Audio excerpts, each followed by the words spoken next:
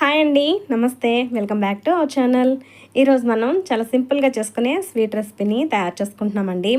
పాలు, పాలపొడి, పంచదార, నూనె ఇవేమీ వాడకుండా అన్నీ ఇంట్లో ఉన్న వస్తువులతోటి చాలా తక్కువ ఇంగ్రీడియంట్స్ తోటి ఈ స్వీట్ని మనం ప్రిపేర్ చేసుకుంటున్నాము. దీన్ని ఎలా తయారు చేసుకోవాలో ఇప్పుడు చూసేద్దాము.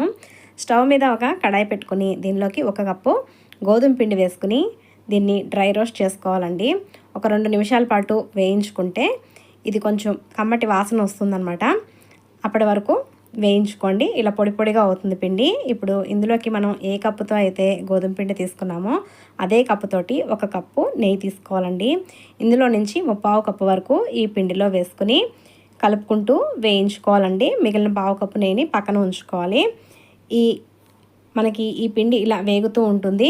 ఈ లోపల పక్కన మరొక స్టవ్ మీద ఒక గిన్నెను పెట్టుకొని మనం ఏ కప్పుతో అయితే పిండి తీసుకున్నామో అదే కప్పుతోటి 2 కప్పుల వరకు నీళ్ళు వేసుకుని నీళ్ళని మరిగించుకోవాలండి.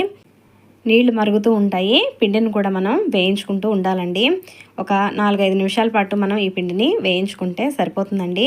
మనకి పిండి వేగింది అని తెలియడానికి చూడండి, మనం వేయించుకుంటూ ఉంటే ఈ పిండి ఇలా ముదురు గోధుమ రంగులోకి మారుతుందనమాట. ఇలా అయ్యేంత వరకు దీన్ని ఫ్రై చేసుకోవాలి.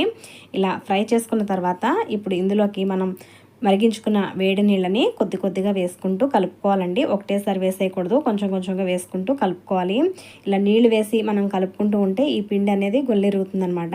మనం మైసూర్ పాక్ చేసుకుంటే ఎలా అయితే పిండి గుల్లెరుగుతుందో అలా గుల్లగా వస్తుంది. ఇలా నీళ్ళన్నిటిని వేసుకుని కలుపుకోవాలండి.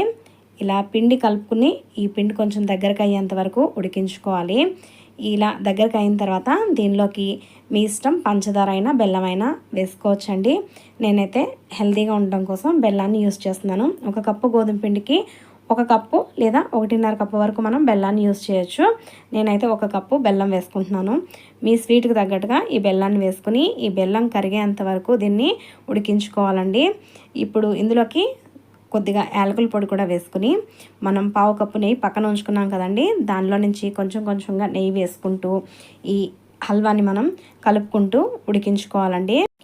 మీకు ఇంత నెయ్యి ఎక్కువ వద్దు అనుకుంటే తక్కువ నెయ్యితో కూడా ప్రిపేర్ చేసుకోవచ్చండి. కాకపోతే ఈ హల్వాకి నెయ్యి ఎక్కువగా ఉంటే టేస్ట్ అనేది బాగుంటుందన్నమాట.